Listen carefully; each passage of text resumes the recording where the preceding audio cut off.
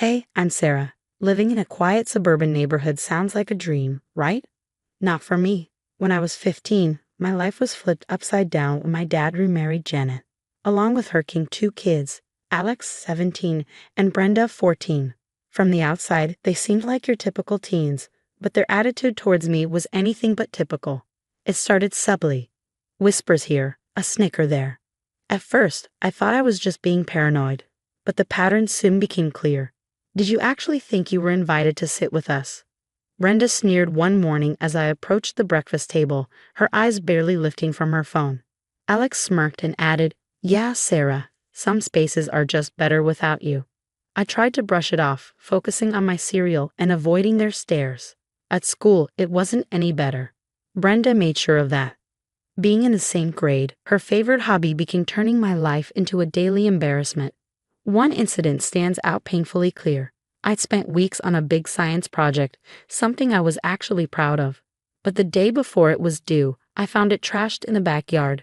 I looked up to see Brenda standing at the window waving with a wicked grin. Furious, I confronted her later. "Why would you do that?" I demanded. She shrugged. "Maybe you'll learn not to leave your trash lying around," she said, her voice dripping with fake sympathy. Home was no refuge. Every time I tried to tell my dad, he dismissed it. "Janet's kids wouldn't do that. You must have misunderstood," he'd say, echoing Janet, who was always quick to defend her precious angels. Alex was even more cunning.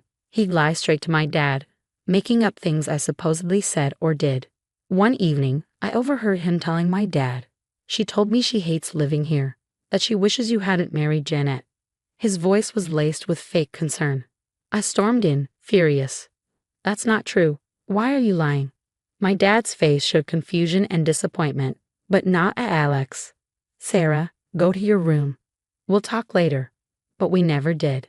Every time it was my word against theirs, and I always lost. Feeling isolated became my norm. School was a nightmare. Home was worse. As my 18th birthday approached, I made a decision. I couldn't thrive here. I was barely surviving. The night before my birthday, I packed a small bag. "I can't do this anymore," I whispered to myself, feeling a mix of fear and relief.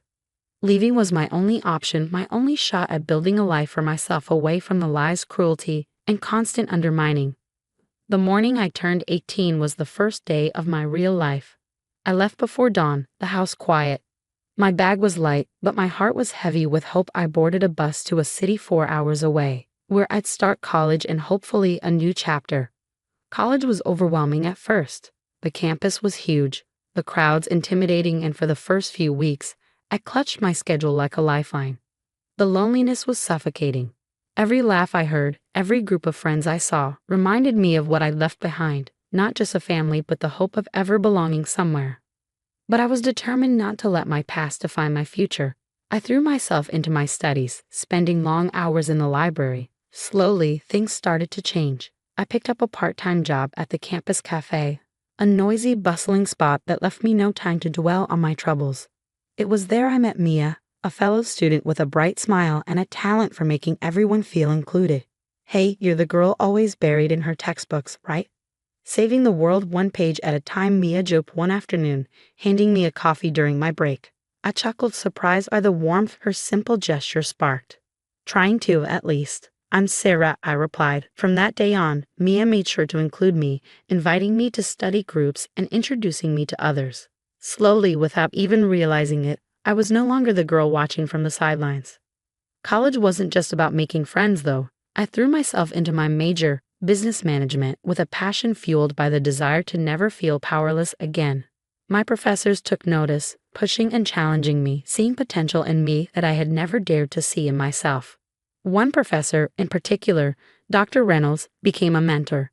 "You've got a sharp mind for strategy, Sarah. Ever considered joining the business competition team?" he suggested one day after class. I hesitated, the old doubts whispering in the back of my mind. But Dr. Reynolds wouldn't take no for an answer. Joining the team became a turning point.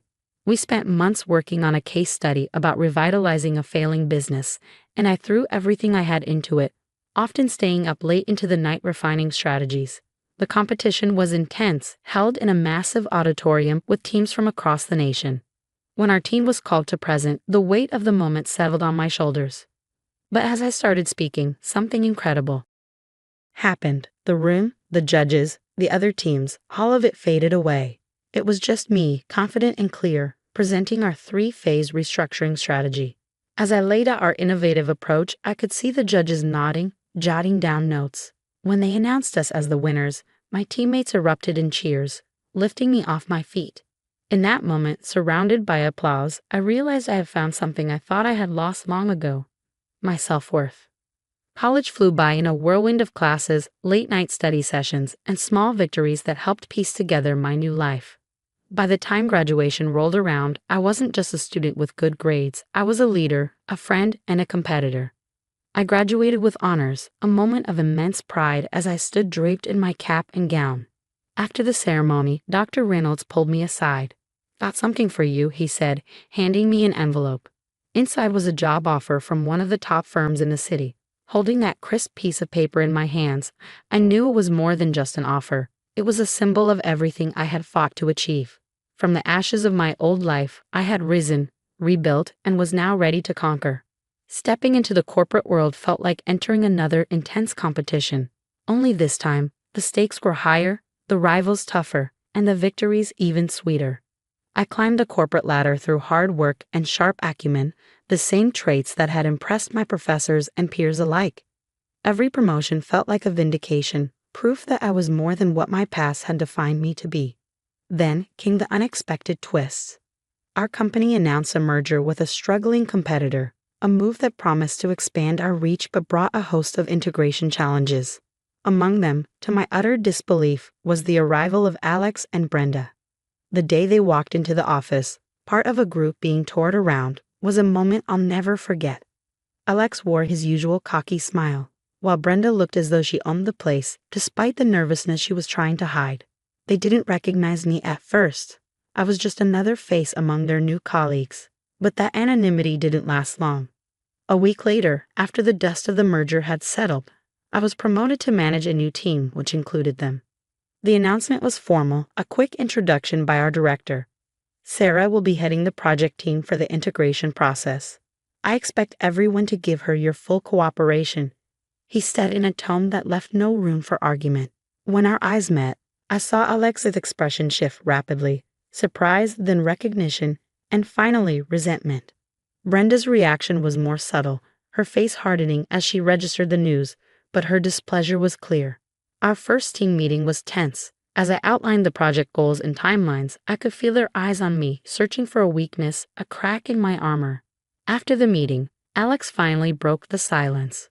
"So we're reporting to you now?" he asked, his voice laced with sarcasm. "Yes, Alex. I'll be expecting updates on your sections by the end of the week," I responded, my tone polite but firm. Brenda just nodded, her lips pressed into a thin line. Over the next few weeks, they tested me, missing deadlines, questioning my decisions and emails. But each challenge was met with calm, professional responses.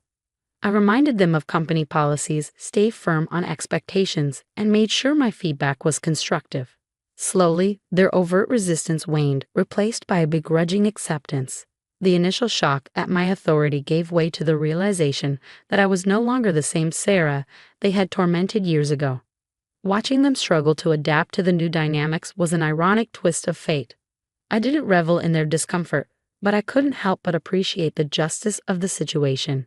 They were no longer in control, and their past actions had no power here.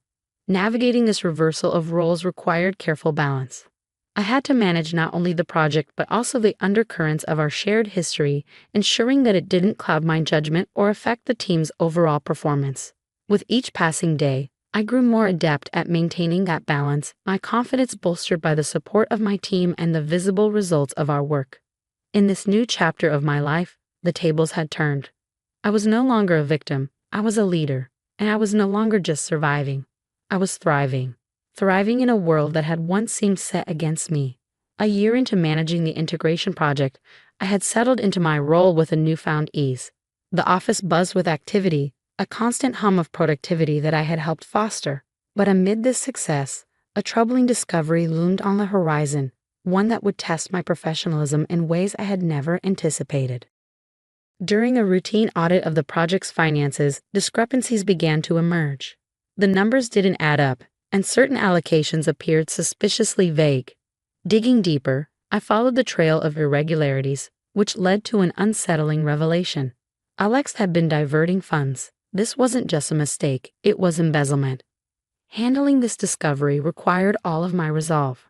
I reported the findings to the compliance department, presenting the evidence without a hint of the personal history that colored the situation. The investigation that followed was swift and thorough. Alex was called in, the evidence laid out before him, and the gravity of his situation made clear. He faced legal consequences and was terminated from his position. Watching Alex escorted out of the building was a moment fraught with complex emotions. There was no satisfaction in his downfall, only the somber recognition of justice being served. This wasn't about revenge, it was about accountability. Meanwhile, Brenda faced her own struggles. It became increasingly evident that she couldn't keep up with her responsibilities. Her work, often late and below expectations, reflected a lack of commitment and capability. After several warnings and attempts at remediation, she was demoted to a role that better suited her skills. It was a professional decision, necessary for the team's success, but it carried a personal weight that I couldn't entirely ignore. Through all these challenges, I maintained a professional distance, focusing on my growth and the well-being of my team. My dedication didn't go unnoticed. As the project neared completion, our director called me into his office. "Sarah, your handling of the recent difficulties has been exemplary," he said, his tone serious but approving. "We need that level of integrity and leadership as we move forward. We're expanding our operations, and I want you to lead the new department." The promotion was significant, not just as a career advancement but as a validation of my journey from a tormented teenager to a respected leader in my field. I accepted with a grateful, if somewhat heavy, heart.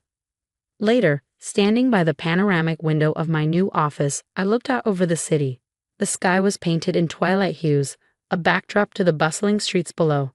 It was a moment of reflection, a chance to understand that the trials I had faced were not just obstacles, but stepping stones.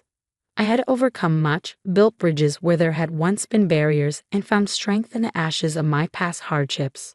My achievements, as significant as they were, paled in comparison to the personal victories I cherished: self-respect, resilience, and the ability to thrive amidst adversity. As I turned from the window, ready to face whatever challenges lay ahead, I knew that my past would always be a part of who I was, but it would no longer define me.